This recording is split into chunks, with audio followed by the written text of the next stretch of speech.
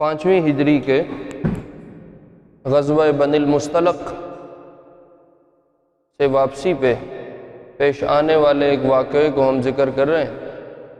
یہ واقعہ ویسے تو عام بہت سے واقعات میں سے ایک ہو سکتا ہے، لیکن چونکہ یہ واقعہ قرآن سے جڑا ہوا ہے اور قرآن کا ایک بہت بڑا حصہ اس سے وابستہ ہے، اس لیے اس کو سیرت میں تفصیلی جگہ ملی ہے اور سیرت میں اس کو تفصیل سے بیان کیا گیا ہے، اور حدیث کی تقریباً تمام کتابوں میں یہ قصہ خود حضرت عائشہ رضی اللہ عنہ کی زبانی موجود ہے۔ اس قصے کو ہم پچھلے جمعے سے چلا رہے ہیں۔ میں نے آپ کو عرض کیا تھا کہ آپ علیہ السلام نے ساری تفتیش کے بعد ارشاد فرمایا کہ عائشہ، اگر آپ سے اس طرح کی کوئی غلطی کوتاہی نہیں ہوئی تو اللہ خود برات بیان کر دیں، اور اگر اس طرح کا کوئی کام ہو گیا ہے انجانے میں تو اس سے توبہ اور استغفار کر لو، اس لیے کہ جب بندہ اللہ سے کسی غلطی پہ اعتراف کر کے توبہ کرے، اللہ اس کی غلطی کو معاف فرما دیتا۔ یہ بات ارشاد فرمائی تو آپ اپنے گھر والوں کے پاس سے اٹھ کے باہر مسجد میں تشریف لائے اور آپ نے سارے لوگوں کو اکٹھا کیا، جمع فرمایا، اور حمد و ثنا کے بعد ایک چھوٹا سا خطبہ ارشاد فرما کے بیان فرمایا، یا معاشر المسلمین، سارے مسلمانوں کو مخاطب کیا، من یعذرنی فی رجل قد بلغنی اذاہ فی اہل بیت، کون ہے جو میری ایسے آدمی سے جان چھڑوا دے جس کی ایذا اور تکلیف میرے گھر والوں تک پہنچ چکی ہے اور میرے گھر والوں کے پہنچنے کی وجہ سے مجھے پہنچ چکی ہے۔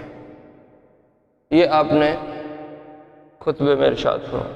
اللہ کی شان دیکھو اور حضور کا تحمل اور برداشت دیکھو۔ آپ کو معلوم تھا اس بات کو ہوا دینے والا کون ہے، اور آپ کو پتہ تھا کہ عبداللہ بن ابی سرکردہ ہے جس نے اس تہمت کو شروع کیا، لیکن آپ نے اس کا نام نہیں لیا۔ بھرے مجمع میں آپ نام لے دیتے، اس کی وہیں درگت بن جاتی۔ آپ نے خطبے میں نام نہیں لیا اور کہا، کون ہے جو میرے گھر والوں کے معاملے میں مجھے آنے والی تکلیف کو ہٹائے گا اور دور کرے گا، اور یہ کسی آدمی کی طرف سے آ رہی ہے۔ آدمی کا نام نہیں لیا، اور آپ نے ارشاد فرمایا، فواللہ ما علمت علی اہلی الا خیرا، مجھے اپنے گھر والوں کے بارے میں جتنا معلوم ہے وہ سارا خیر ہی خیر ہے، اس طرح کی کوئی شر کی بات مجھے معلوم نہیں ہے۔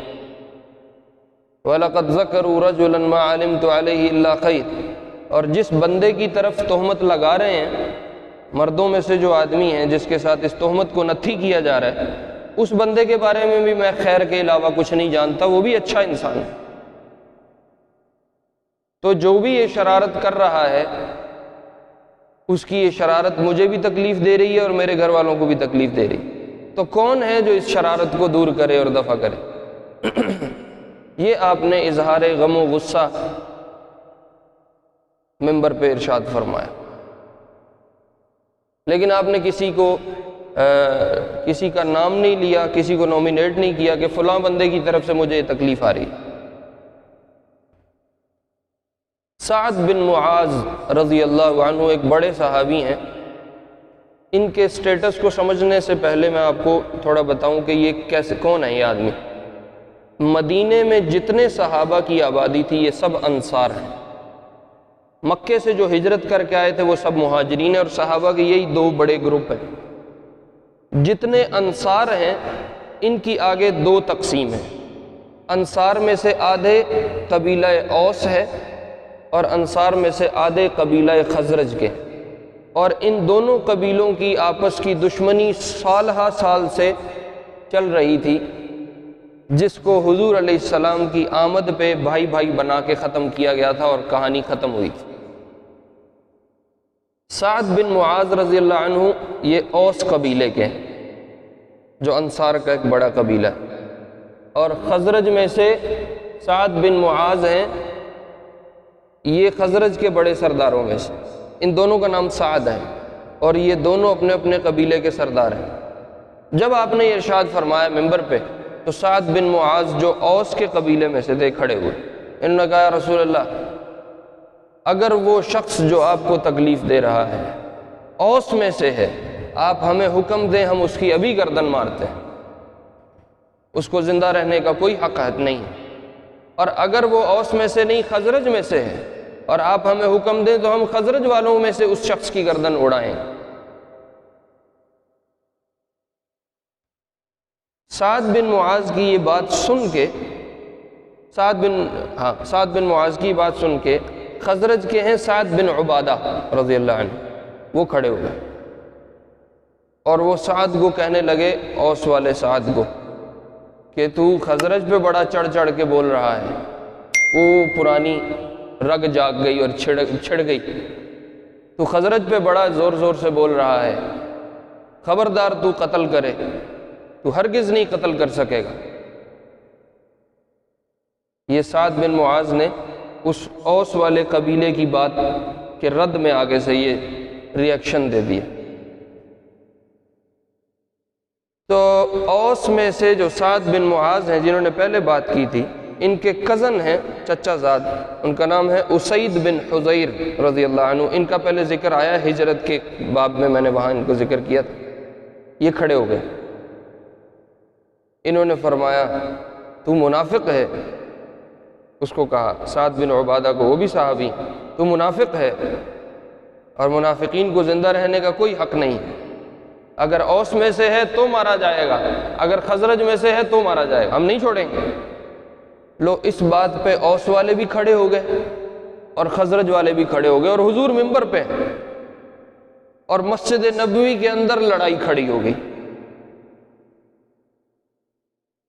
وہ اوس اور خزرج کی جو پرانی دشمنی تھی وہ جاگ گئی اور ان کے پرانے جذبات دوبارہ سے۔ سعد بن عبادہ نے جو بات ارشاد فرمائی تھی وہ خدا نخواستہ منافقت میں نہیں کہی تھی کہ ہم اس بندے کو نہیں مارنے دیں، وہ یہ فرما رہے تھے کہ اس بندے کو اوس میں سے کوئی نہیں مارے گا، ہم خزرج والے خود ماریں گے اس کو، وہ یہ کہہ رہے تھے۔ لیکن وہ سمجھنے میں دونوں کو غلط فہمی ہو گئی، یہ سمجھے یہ منافق ہے، یہ سمجھے یہ ہم پہ چڑھائی کرنے کے چکر میں ہے، تو آپس میں لڑ پڑے اور گفتگو تیز ہو گئی اور جذبات تیز ہو گئے اور غصہ دوبارہ جاگ گیا اور وہ دوبارہ ایک مصیبت بن گئی۔ تو آپ ممبر سے نیچے اترے اور آپ نے سب کو ٹھنڈا کیا اور سب کو سمجھایا اور بٹھایا اور ساری بات سمجھائی کہ نہیں ایسی کوئی بات نہیں، بیٹھو، کوئی حل نکل آئے گا اس کا۔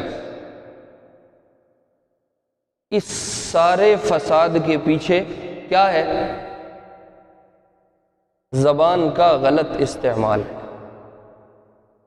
اس منافق نے غلط استعمال کیا اور حضرت عائشہ پہ تہمت لگائی اور اتنا لمبا فساد مدینے میں برپا ہوا اور صحابہ جیسے مخلص لوگ تلواریں لے کے مسجد نبوی جیسے میدان میں کھڑے ہو گئے۔ جب یہ زبان ہلتی ہے تو یہ ایسا زہر اگلتی ہے کہ پوری دنیا کے زہر مل کے اس کا اثر پورا نہیں کر سکتے، اس کے اثر کے برابر نہیں ہوتا۔ اور یہی زبان ہلتی ہے، ایسا شہد نکالتی ہے کہ ساری دنیا کے شہد اکٹھے کر لو وہ مٹھاس پیدا نہیں ہو۔ یہ زبان ایسی چیز۔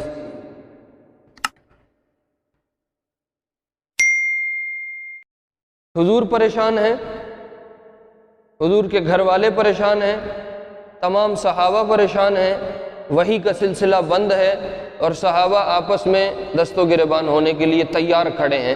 اس ساری مصیبت کے پیچھے کیا ہے؟ زبان کا غلط استعمال۔ تو آپ نے سب کو ٹھنڈا کیا۔ اچھا، یہ پورا دن بھی حضرت عائشہ فرماتی ہیں میری روتے روتے ہی گزر گئی، شام ہو گئی، رات ہو گئی، میں رونے دھونے میں لگی رہی، گھر والے والدہ بھی میری پریشان، والد بھی پریشان، یہ سارا دن ساری رات یوں ہی گزری۔ اگلے دن صبح حضور علیہ السلام دوبارہ گھر تشریف لائے اور آ کے ابو بکر رضی اللہ عنہ اور ان کی گھر والی جو تھیں ان سے گفتگو فرمائی۔ یہ جو آمد ہے اور گفتگو ہے، بعض حضرات کہتے ہیں کہ جو توبہ والی بات تھی کہ حضرت عائشہ سے فرمایا توبہ کر لے، وہ اس موقع پہ تھی۔ بہرحال دونوں طرح کی روایات ہیں، کچھ کہتے ہیں پہلے ہو گیا تھا، کچھ کہتے ہیں اس موقع پہ ہوا۔ آپ علیہ السلام نے حضرت عائشہ سے یہی ارشاد فرمایا کہ اگر خدا نخواستہ اس طرح کی کوئی کمی کوتاہی ہو گئی ہے تو توبہ کر لو، اللہ معاف کر دیں گے، کہ بندہ جب اعتراف کر لے جرم کا تو اللہ معاف کر دیتے ہیں۔ حضرت عائشہ فرماتی ہیں رضی اللہ عنہ کہ مجھے یقین تھا کہ میں 100% بری ہوں اور اس طرح کی کوئی حرکت میرے سے سرزد نہیں ہوئی، اور یقین تھا کہ اللہ میری برات کو بیان کریں گے، اور اندازہ مجھے یہ تھا کہ آپ کو خواب آ جائے گی اور خواب میں آپ کو اللہ رب العزت اشارہ دے دیں گے یا کسی طرح بتا دیں گے یا کسی فرشتے کے ذریعے بتا دیں گے کہ عائشہ نے اس طرح کا کوئی کام نہیں کیا، لہٰذا عائشہ اس ساری بات سے بری ہے۔ فرماتی میرے گمان میں نہیں تھا کہ میری بارے میں قرآن اتر آئے گا اور وہ قیامت تک پڑھا جائے گا اور اللہ قرآن میں میری برات کو بیان فرمائیں گے۔ اور بعض روایات میں فرماتی مجھے یقین نہیں تھا کہ میری برات نمازوں میں پڑھی جائے گی۔ تو آپ پریشانی میں بیٹھے ہوئے تھے کہ ایک دم وحی کے آثار نمودار ہوئے۔ جب وحی آتی تھی تو آپ کے چہرے پہ سرخی آ جاتی تھی اور پیشانی پسینے سے بھر جاتی تھی۔ بعض روایت میں آتا ہے کپ کپی طاری ہو جاتی، وحی کا بوجھ تھا۔ تو حضرت عائشہ فرماتی ہیں جیسے ہی وحی شروع ہوئی تو حضرت ابوبکر رضی اللہ عنہ کبھی میری طرف دیکھیں کبھی حضور کی طرف دیکھیں،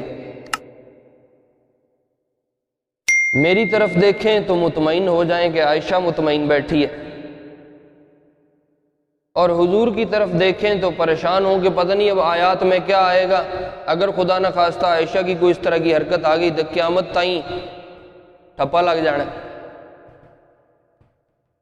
اور وہ بدنامی ایک دو دن کی تو نہیں، پوری امت پڑھے گی اس کو اور سنے گی اور کہے گی۔ اس پہ حضرت ابوبکر پریشان ہو جائیں۔ حضرت عائشہ فرماتی ہیں مجھے لگا حتی ظننت ان تخرج انفسہما خوفا من ان یأتی تحقیق ما یقولہ الناس، کہ جو لوگ کہہ رہے ہیں کہیں اس کی تصدیق نہ ہو جائے، اس خوف سے حضرت ابوبکر رضی اللہ عنہ کی یہ کیفیت ہو جاتی تھی حضور کو دیکھ کے کہ شاید ابوبکر کی ابھی روح نکل جائے گی۔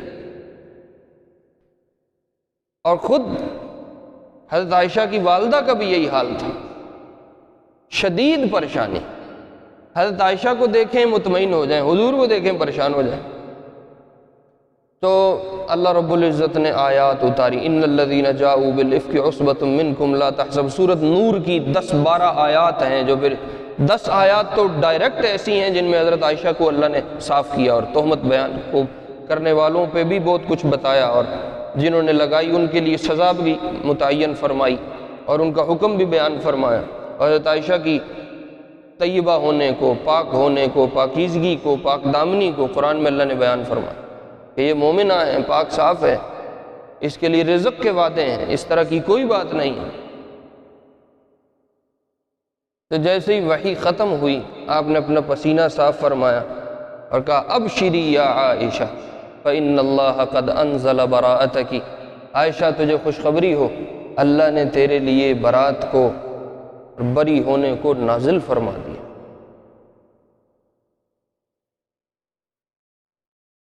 حضرت ابوبکر رضی اللہ عنہ اٹھے اور اپنی بیٹی کی پیشانی کو بوسہ دیا۔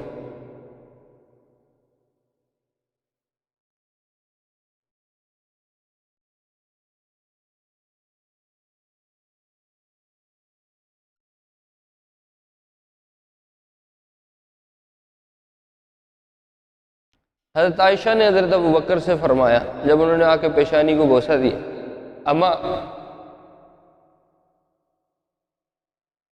اما عذرتنی ابی، ابا جی تم نے میرا عذر کیوں نہ بیان کیا؟ جب میرے پہ تہمت آ رہی تھی آپ نے میری صفائی کیوں نہیں دی؟ آپ کو اس وقت میری صفائی دینی چاہیے۔ حضرت ابو بکر رضی اللہ عنہ نے اس کے جواب میں جو جملہ ارشاد فرمایا وہ ہم سب کو سمجھنے کی، سیکھنے کی، اپنی زندگی میں ڈالنے کی اور اپنے دلوں کی تختی پہ لکھنے کی اشد ضرورت ہے۔ حضرت ابو بکر رضی اللہ عنہ نے اپنی بیٹی سے ارشاد فرمایا، بنیتی، میری بیٹی، ایو سماء تظلنی وَأَيُّ أَرْضٍ تُقِلُّنِي إِذَا قُلْتُ مَا لَا أَعْلَمُ۔ عائشہ، کون سا آسمان مجھے سایہ دیتا اور کون سی زمین میرے قدم برداشت کرتی اگر میں ایسی بات کہہ دیتا جس کو میں نہیں جانتا۔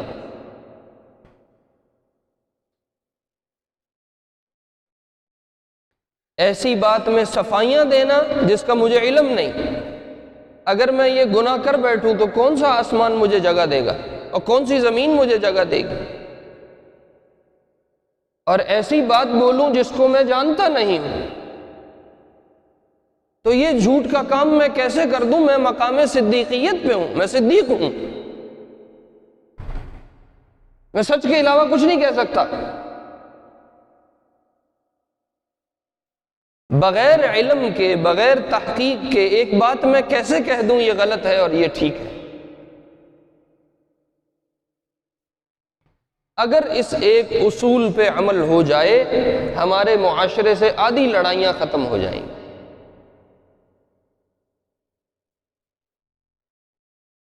کہ بغیر تحقیق کے جو سنا آگے، جو سنا آگے۔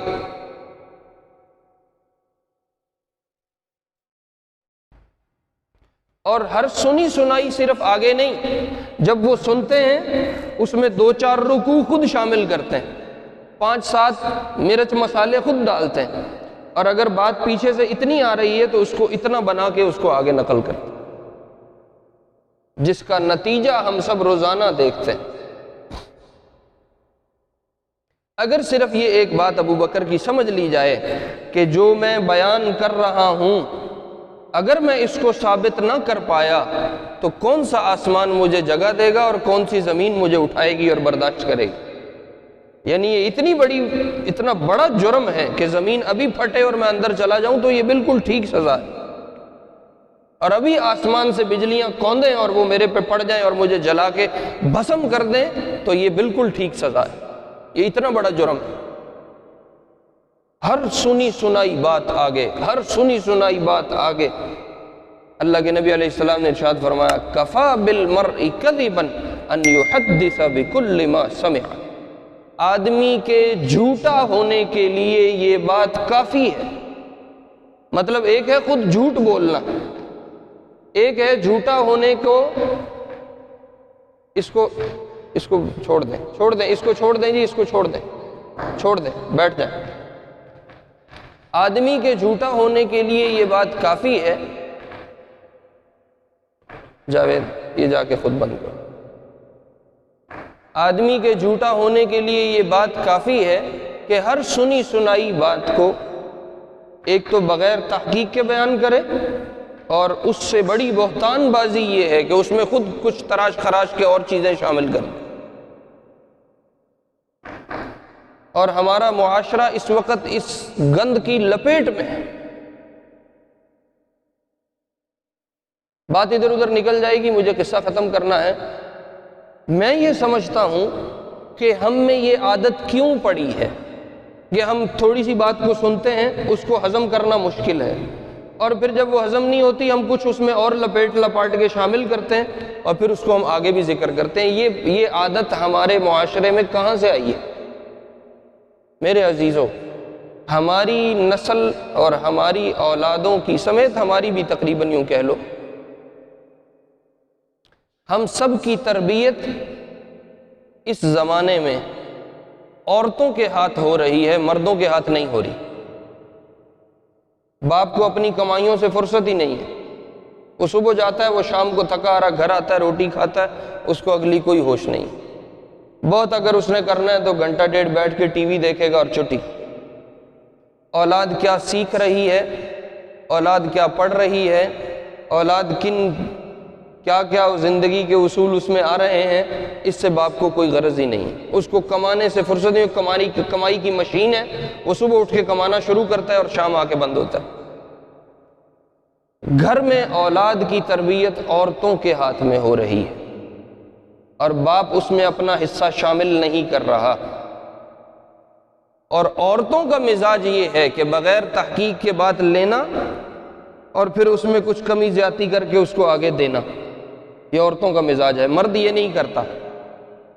اس لیے اس وقت ہماری پوری قوم کا مزاج یہ ہے کہ سنی سنائی پکڑو اور اس پہ 5-7 باتیں اور لپیٹو اور اس کو آگے چلتا کر دو۔ میرے عزیزوں، جیسے کسی جھوٹ کو بیان کرنا غلط اور جرم ہے، اسی طرح سنی سنائی بات کو بغیر تحقیق نقل کرنا بھی جرم ہے۔ جیسے جھوٹ والے کو اسلام اور شریعت نے سزا دی ہے، ایسے ہی سنی سنائی بات کو بغیر تحقیق کے بیان کرنے والے کو شریعت نے سزا دی ہے۔ اما عائشہ فرماتی ہیں میری والدہ نے میرے سے کہا عائشہ اٹھو اور حضور کا شکریہ ادا کرو کہ تمہاری بارات حضور کے ذریعے آئی ہے۔ حضرت عائشہ رضی اللہ عنہا نے فرمایا میں کسی کا شکریہ ادا نہیں کروں گی سوائے اس رب کے جس نے میری بارات کو نازل کیا۔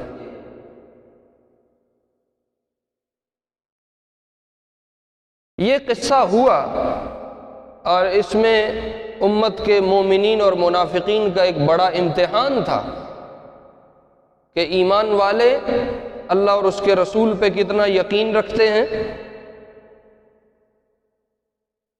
اور خدا نخواستہ جو نفاق والے ہیں وہ اس معاملے میں کیا عمل کرتے ہیں، یہ امتحان لینا اور دیکھنا مقصود تھا۔ اس لیے کہ حضرت عائشہ رضی اللہ عنہ حضور کی بیوی ہیں، اور کیسے ممکن ہے کہ اللہ اپنے نبی کے گھر والوں کو ایسا چنے اور انتخاب کرے جو خدا نخواستہ اس طرح کے کردار کی مالک ہو۔ تو نعوذ باللہ اگر عائشہ پہ بات آتی ہے ثم نعوذ باللہ تو یہ گویا اللہ پہ بات جا رہی ہے کہ اللہ اپنے رسول کے لیے اس طرح کے عورتوں کا انتخاب کرے گا، نعوذ باللہ من ذلک۔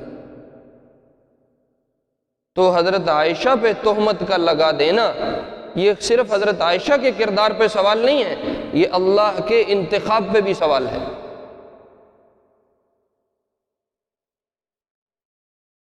اور میرے عزیزو، جیسے اللہ نے مریم بنت عمران حضرت عیسیٰ کی والدہ کی پاک دامنی قرآن میں بیان فرمائی اور اس پہ کسی قسم کا شک شبہ کرنا کفر ہے، اسی طرح حضرت عائشہ کی پاک دامنی اور برات کو اللہ نے قرآن کا حصہ بنایا، اس پہ کسی قسم کا شک شبہ کرنا بھی کفر ہے۔ اگر عیسائیت میں سے کسی نے حضرت مریم پہ تہمت لگا کے ان کی پاک دامنی پہ سوال اٹھائے، اور عیسائیت میں سے یہود الگ ہو گئے اور یہ یہودی اصل میں عیسائی تھے، لیکن حضرت مریم پہ تہمت کی وجہ سے عیسائیت سے یہودی نکلے اور ایک نیا فرقہ بنا جو یہود بنے، تو اب حضرت عائشہ کی تہمت پہ بھی اور بات کرنے والے پہ اور سوال اٹھانے والے کو بھی امت مسلمہ سے نکل گئی، یہ بھی ایک یہود کی قسم بنے گی۔ اللہ ہم سب کی حفاظت فرمائے۔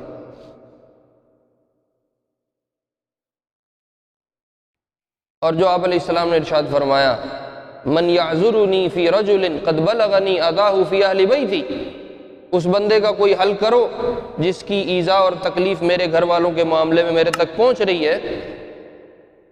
اس کو پھر اللہ نے قرآن میں بیان کیا ملعونین اینما ثقفوا اخذوا قتلوا تقتیلا، یہ جو لوگ اس طرح کے کام کر رہے ہیں یہ سب کے سب اللہ اور رسول کی طرف سے لعنت کیے ہوئے ہیں، اور صرف اس پہ بس نہیں، اینما ثقفوا، جہاں پہ بھی یہ لوگ ملیں گے اخذوا، ان کو پکڑا جائے گا، وقتلوا تقتیلا، اور ان کے سر اتارے جائیں گے، یہ ان کی سزا ہے۔ اور ایمان والوں میں سے کچھ نیک لوگ چلتی چلائی میں ساتھ شامل ہو گئے، بھولے لوگ تھے، بات آئی انہوں نے سن کے آگے کہیں ان کو ذکر بھی کر دیا۔ میں نے پچھلے جمعے ان کے نام بھی عرض کیے تھے، یہ 3 لوگ تھے، حسان بن ثابت، مصطح بن اساسہ اور حمنہ بنت جحش رضی اللہ عنہم۔ تو ان تینوں کو پھر آپ علیہ السلام نے حد قذف جاری کروائی اور ان کو کوڑے لگوائے کیونکہ یہ بہتان میں شامل ہو گئے تھے۔ اور بعض روایات میں کہ جو وہ منافق جس نے اس بات کو شروع کیا تھا آپ نے اس کو بھی بلا کے کوڑے لگوائے کہ یہ بہتان ہے، یا اس پہ کوئی گواہ لے کے آؤ، اور اگر گواہی نہیں ہے تو تمہیں سزا لگے گی۔ اور ان پہ حد لگائی گئی اور ان کو سزا دی گئی جو اسلام اور شریعت نے ان آیات میں بیان کی تھی۔ مصطح بن اثاثہ رضی اللہ عنہ حضرت ابو بکر کے خالہ زاد ہیں، اور یہ تھوڑے مالی اعتبار سے کمزور تھے، فقیر تھے۔ حضرت ابو بکر رضی اللہ عنہ ہجرت سے لے کے اس قصے کے ہونے تک 5ویں ہجری تک مصطح پہ خرچ کرتے تھے۔ ان کو ماہانہ وظیفہ دیتے تھے کہ چل تو ذرا کمزور ہے اور تو مہاجر بھی ہے، تو صحابی بھی ہے، اور پھر بدر میں شریک ہونے والوں میں بھی تھے، تو حضرت ابو بکر صدیق ان پہ خرچ کرتے رہتے تھے کہ چلو اس کا کوئی خرچہ پانی چلتا رہے گا۔ جب اس تہمت کے معاملے میں مصطح شامل ہو گئے اور حضرت عائشہ کی انہوں نے بھی جو بات سنی تھی اس کو آگے نقل کر دیا، اور حضرت ابو بکر کو پتہ چل گیا کہ مصطح نے بھی اس کو نقل کیا اور ان کو سزا ہوئی اس پہ، تو حضرت ابو بکر نے قسم کھا لی کہ میں آئندہ مصطح کو 1 روپیہ نہیں دوں گا۔ اب اگر یہ قسم کھا لی تو کوئی ناجائز نہیں تھی، جو پہلے خرچ کر رہے تھے وہ بھی کوئی واجب تو نہیں تھا، نفلی صدقہ تھا، دیتے تھے کہ چلو کسی کے کام آ جائے گا۔ اب اگر اس صدقے کو روک لیا اور قسم کھا لی کہ میں نہیں دیتا، تو یہ بھی کوئی ذمہ نہیں تھا، روک لیا تو ٹھیک ہے، نفلی صدقہ ہے، جدو نفل پڑھنا چھاڑ دیو تو انہوں کسی نے نہیں پوچھنا۔ تو حضرت ابو بکر نے قسم کھا لی آئندہ مصطح پہ خرچ نہیں کروں گا، تو اللہ رب العزت نے قرآن میں آیات نازل فرمائیں وَلَا يَأْتَلِ أُولُو الْفَضْلِ مِنْكُمْ۔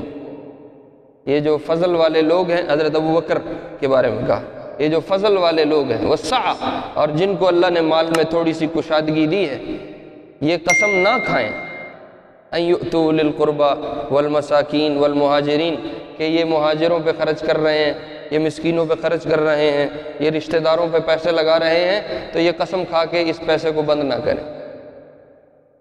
أَلَا تُحِبُّونَ أَن يَغْفِرَ اللَّهُ لَكُمْ وَاللَّهُ غَفُورٌ رَحِيمٌ، تمہیں یہ نہیں چاہت کہ اللہ تمہیں بخشے، جیسے تم لوگوں کی غلطیاں بخشو تو اللہ تمہیں بخشے۔ اگر تم لوگوں کی پکڑ دھکڑ کرو گے اور قسمیں کھا کے پیسے روک لو گے تو کہیں اللہ بھی تمہاری غلطیوں پہ روک کے قسمیں کھا لے اور کہے میں تمہیں نہیں دیتا، تو پھر کیا ہوگا؟ تو تمہیں یہ چاہت نہیں ہے کہ اللہ تمہاری بخشش کرے۔ حضرت ابو بکر رضی اللہ عنہ نے جیسے یہ آیت آپ نے پڑھ کے سنائی، حضرت ابو بکر نے زور سے فرمایا بلا یا رسول اللہ انی احب ان یغفر اللہ لی، یا رسول اللہ میں بالکل یہ چاہتا ہوں اللہ میری بخشش کرے، اور میں مصطح والی قسم واپس لیتا ہوں اور میں مصطح پہ اب دوبارہ خرچ کیا کروں۔ حضرت ابو بکر نے اپنی قسم کا کفارہ دیا اور اپنی قسم توڑی اور مصطح کو دوبارہ خرچ کرنا شروع کیا۔ اور روایات سے ملتا ہے کہ حضرت ابو بکر صدیق نے جو پہلے وظیفہ جاری کیا ہوا تھا، ان آیتوں کے آنے کے بعد ان کو ڈبل وظیفہ دینا شروع کیا، اور اس بات کو پورا کیا کہ جو تمہارے ساتھ برائی کرے تم اس کے ساتھ بھلائی کرو۔ اور یہ صدیقیت کا تقاضا تھا کہ اگر کسی نے حضرت ابو بکر کے ساتھ برا کیا ہے تو بدلے میں اس کے ساتھ اچھا کیا جائے، اور امت کو یہ مزاج دیا گیا کہ جب آپ کے ساتھ کوئی کمی زیادتی کر لے صرف اس کو معاف نہیں کرنا، اس کو بدلے میں زیادہ بہتر واپس کرنا۔ میرے عزیزو، یہ ایک قصہ صرف قصہ نہیں ہے، اس سے امت کے لیے بڑے سبق ہیں، اور اب اس کی تفصیلات نہیں ہو سکتی، جو اس میں موٹی موٹی بات تھی وہ میں نے عرض کر دی ہے۔ اگلے جمعے انشاءاللہ 5ویں ہجری کے آگے قصوں کو ہم شروع کریں گے۔ اللہ رب العزت ہمیں کہے سنے پہ عمل کی توفیق نصیب فرمائے، سنت ادا فرمائے۔